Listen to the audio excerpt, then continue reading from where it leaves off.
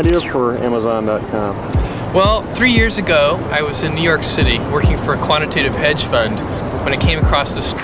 And that is why it is always day one. Journal's report said about 3 weeks after the Financial Times first reported on the fund. Bezos was also in talks with the United Arab Emirates Sovereign Wealth Fund, as well as JP Morgan's. Welcome to the debate. Hello, we are back here with command figures. In material science, if you want to know what a substance is truly made of, you don't just look at it resting on a table under normal conditions. You put it in a pressure chamber, you subject it to tens of thousands of pounds of force. Right. You completely strip away its normal environment. You crank up the heat, the atmospheric weight, and you just wait to see if it shatters or bends or, fundamentally transforms into something else entirely. Exactly. The pressure doesn't just test the material, the pressure actually alters it. And today, we're looking at a very different kind of pressure chamber. Not atmospheric pressure, but financial pressure. The extreme, honestly unprecedented, reality-bending pressure of a $247 billion fortune. Wow. Yeah.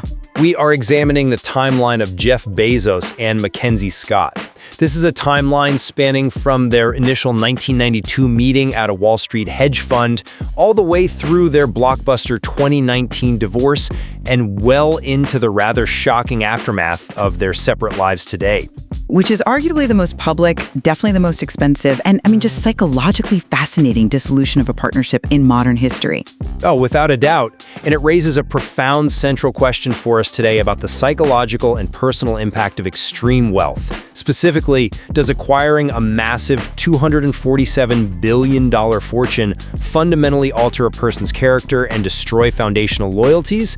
Or does it merely remove societal constraints to reveal and actualize the psychological operating system that was running in the background from the very beginning? Right, the classic nature versus nurture, but with billions of dollars. Exactly.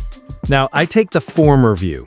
I argue that Bezos' chronological transformation from this frugal, loyal book nerd who built a scrappy garage startup with his wife to a muscle-bound playboy billionaire sailing on a $500 million yacht proves that extreme wealth fundamentally corrupts personality. It severs past loyalties and literally changes who a person is. Well, I look at that exact same timeline and I draw the completely opposite conclusion.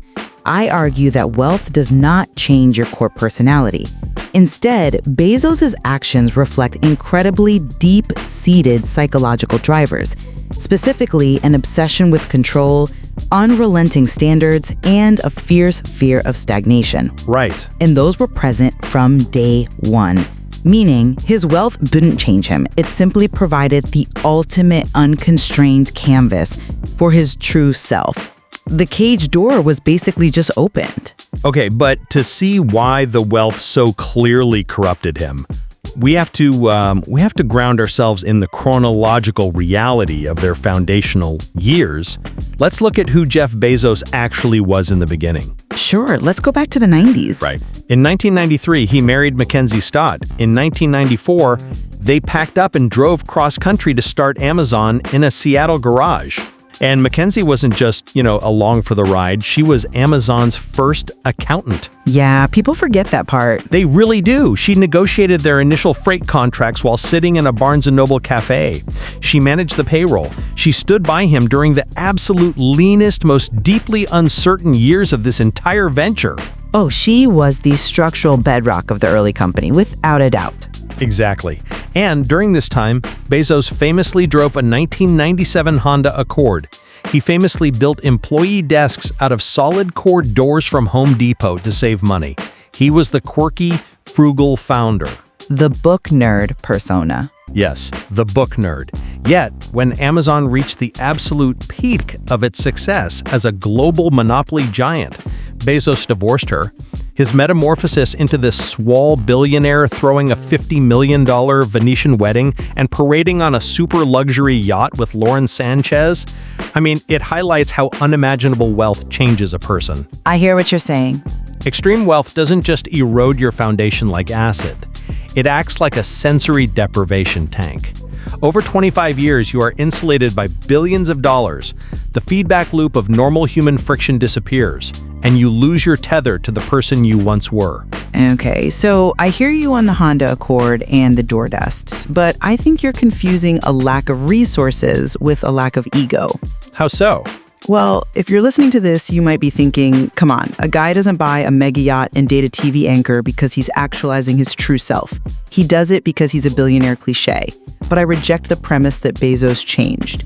If you apply a psychological analysis to his early life, you see a man always driven by deep unconscious schemas. What do you mean by schemas in this context? Like business schemas? No, psychological ones. So in psychology, a schema is basically the invisible operating system running in the background of your brain, usually coded during your childhood. Okay. For Bezos, his biological father left when he was an infant. Even though he was adopted and raised in a loving home by Miguel Bezos, that early abandonment often codes a very specific operating system in a child's brain, specifically an emotional deprivation schema. Which means what practically? It's this unconscious belief that the rug can be pulled out from under you at any moment. So how do you fix that? You overcompensate. You build a fortress of absolute control. The frugal book nerd was camouflage. It was a calculated brand image. A brand image? Really? Absolutely. Underneath, he was always a ruthless mastermind whose core operating system demanded exponential conquest. The divorce and his new lifestyle aren't a betrayal of a past self. They are the manifestation of his unconstrained true self. Okay, let's test that camouflage theory against the actual events of the 90s, because the facts heavily support a genuine grounded partnership. They meet at D.E. Shaw in 1992. He's a highly paid VP, she's an administrative assistant supporting her writing career. And she was a student of Toni Morrison at Princeton, which is incredible in its own right. It is incredible. She is brilliant. They marry in 1993. In 1994, they walk away from a guaranteed, highly lucrative Wall Street trajectory. She is physically driving the car across the country while he writes the Amazon business plan on his laptop in the passenger seat. Right, the classic startup mythos. But it was real. This era is defined by extreme frugality and partnership. He insisted on spending money only on things that mattered to customers. The door desks weren't just a PR stunt. They were the literal furniture they worked on for years. That points to a humble, family-oriented foundation. It wasn't a facade. It was their shared, lived reality. But I think you are taking his frugality and projecting moral virtue onto it. Bezos was never humble. Look at his early Machiavellian traits and his hyperkinetic intensity. Machiavellian is a strong word for a guy selling books online. Is it though? When he was founding the company in that very garage you're talking about, he didn't want to name it something quaint. He originally wanted to name it Cadabra, as in abracadabra, to signify magic. Yeah, and his lawyer told him it sounded too much like cadaver, right? Exactly. So what does he pivot to? He chooses Amazon because it is the largest river in the world by volume. It is 10 times larger than the next biggest river on the planet. He wanted gargantuan, exponential, world-eating scale from the very beginning. Okay, but His frugality was a strategic weapon. He was a fiercely competitive mastermind who recognized that in the early days of e-commerce, every single dollar spent on a nice mahogany desk was a dollar not spent on capturing market share. He didn't care about nice desks because his ego was entirely tethered to building a monopoly. Okay, fine. But if his frugality was purely a calculated corporate weapon, a temporary sacrifice to gain market share, why did he continue driving that exact same 1997 Honda Accord until 2013? well, we are talking long after Amazon went public in 1997, long after he became a billionaire in 1998. By 2013, the survival of the company was unconditionally assured. Doesn't that suggest the grounded values he built with McKinsey were genuine, and that the corruption by wealth happened much later in the timeline? He could have bought a fleet of Ferraris in 2001, but he didn't. He didn't buy the Ferraris because the Honda Accord served a psychological function. It was frictionless. Frictionless? Yes, it required absolutely zero mental energy to maintain or think about. Remember, Bezos operates on a cognitive schema of unrelenting standards. He once famously said it would be a terrible management mistake to be profitable too early. Right, he reinvested everything. Exactly. He was maniacally focused on the long term, the car, the door desks, the nerdy laugh. These were functional adaptations.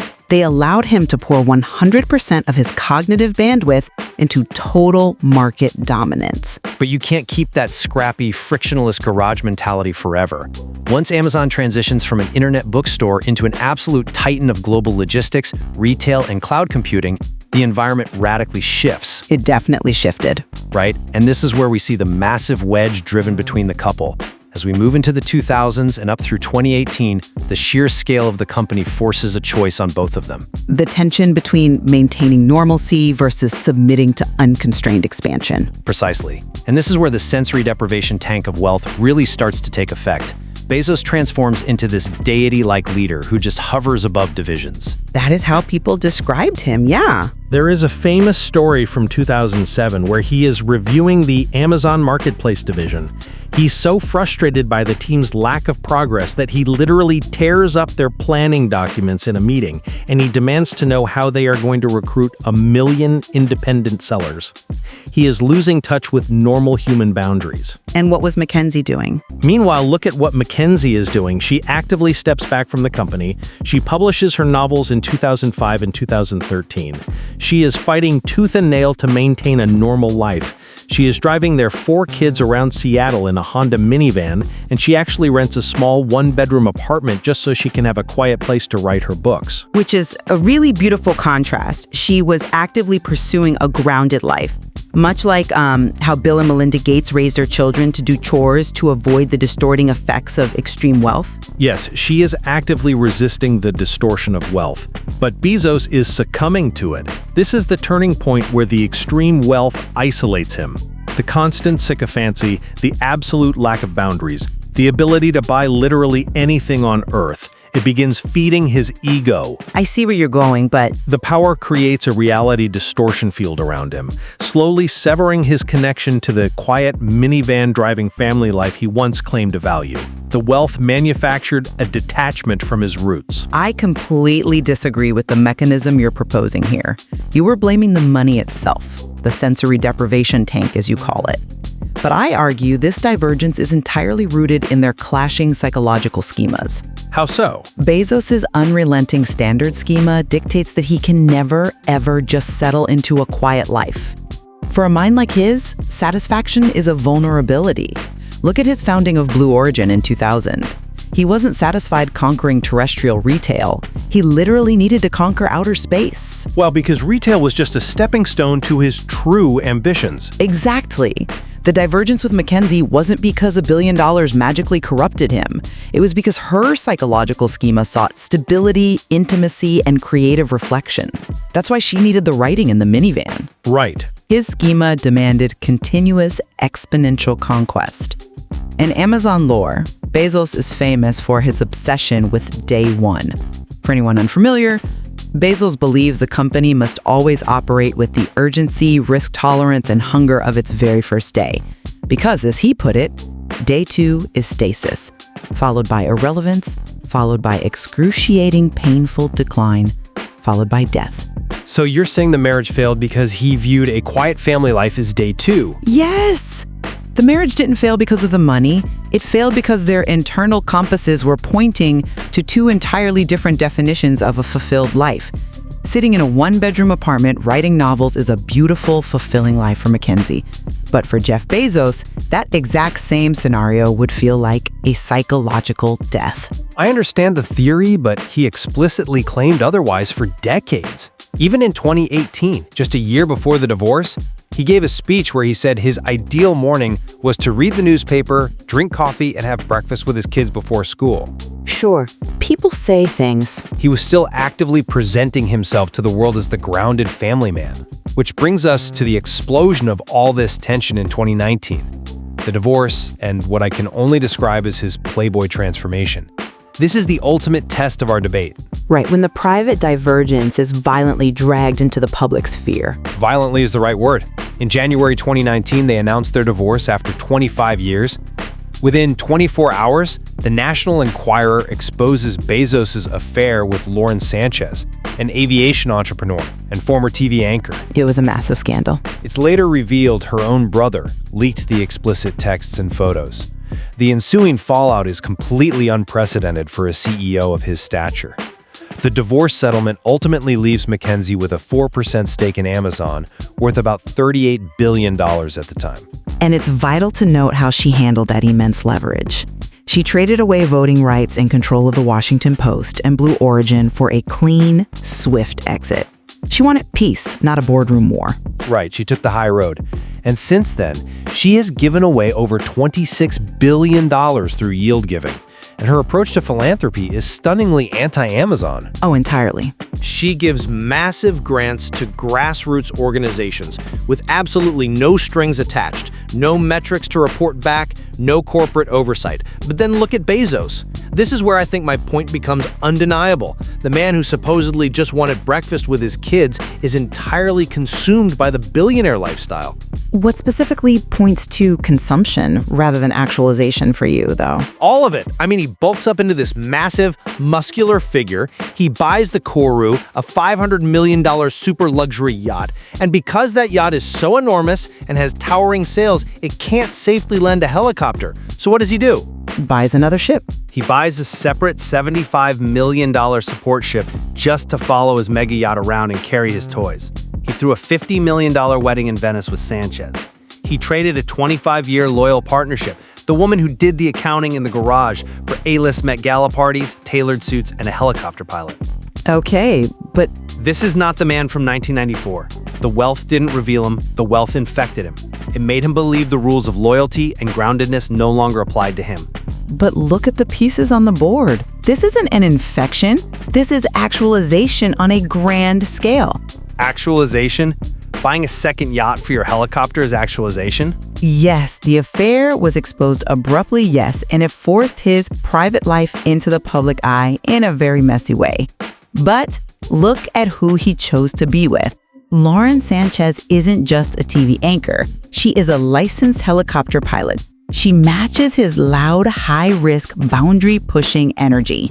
Okay. Furthermore, you brought up Mackenzie's philanthropy, which is brilliant. Her incredible generosity, signing the giving pledge, giving away billions rapidly with no strings attached, that reveals her core personality.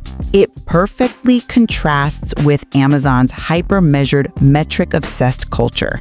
Absolutely. Both of these individuals use the $247 billion fortune to unmask who they truly are when all societal, financial, and logistical constraints are removed. But, I mean, if this high-risk yacht-sailing playboy was his true self, why did it take 25 years and hundreds of billions of dollars to show up? You were suggesting that for 2.5 decades, he was essentially playing a role with the woman who helped build his life. Not exactly a role, but To me, that requires a level of borderline sociopathy. It ignores the much simpler explanation. Extreme power changes people's brain chemistry. well, I don't think it's sociopathy to evolve, and I don't think it was an act. It's about constraints. Let me ask you this. Isn't it possible that the man sailing a $500 million yacht is exactly the person, a fiercely competitive, highly intelligent man with an emotional deprivation schema, always dreamt of being? I mean, maybe, but When you are building Amazon in 1998, you are constrained by investors, by the stock market, by the sheer terror of bankruptcy. Once Amazon became a global monopoly, those constraints vanished. He no longer needed the protective camouflage of the quirky, frugal founder to appease Wall Street. He could finally indulge the grandiosity that had always been simmering beneath the surface. I just can't agree that the first 25 years were merely protective camouflage. You don't build a life with someone, raise 4 kids, and grind through the absolute crucible of early startup life if it's all just a holding pattern until you're rich enough to buy a mega yacht. I think the money eroded his connection to reality. Think about the psychology of a day one philosophy applied to his personal life. You mentioned he is funding a $42 million clock being built inside a mountain in Texas, designed to tick for 10,000 years. Why does a person build that? Why does a person buy a mega yacht and suddenly get incredibly muscular in his late 50s? A midlife crisis funded by infinite capital? No, it is an existential business strategy. If your deepest cognitive schema is a terror of day 2, which is stasis, decline, and death, how do you fight that when you've already conquered the retail world? I don't know, you retire? No, you fight time itself. The 10,000-year clock is literally an attempt to control time. The physical transformation and the youthful high-energy partner are attempts to outrun mortality. For Bezos, the relentless pursuit of more isn't a cliché midlife crisis. It is his core operating system trying to conquer aging and boredom the exact same way he conquered e-commerce. Wow, that is a fascinating way to frame it.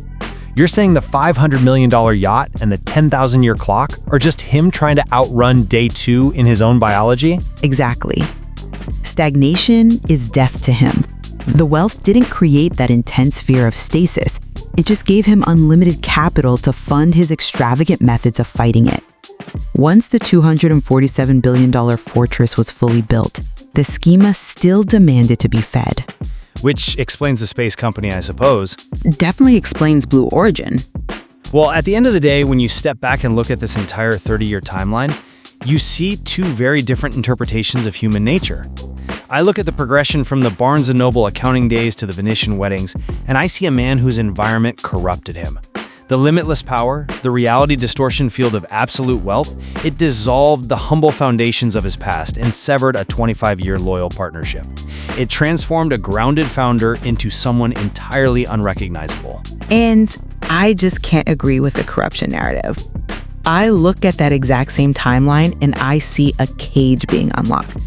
The wealth did not rewrite Jeff Bezos' character. It acted as an amplifier. It gave him the ultimate freedom to actualize his deepest, most grandiose ambitions. Which is quite the ambition. Right. And beautifully, it simultaneously allowed Mackenzie Scott to actualize her profound commitment to structural, ego-free philanthropy. The money just revealed who they always were.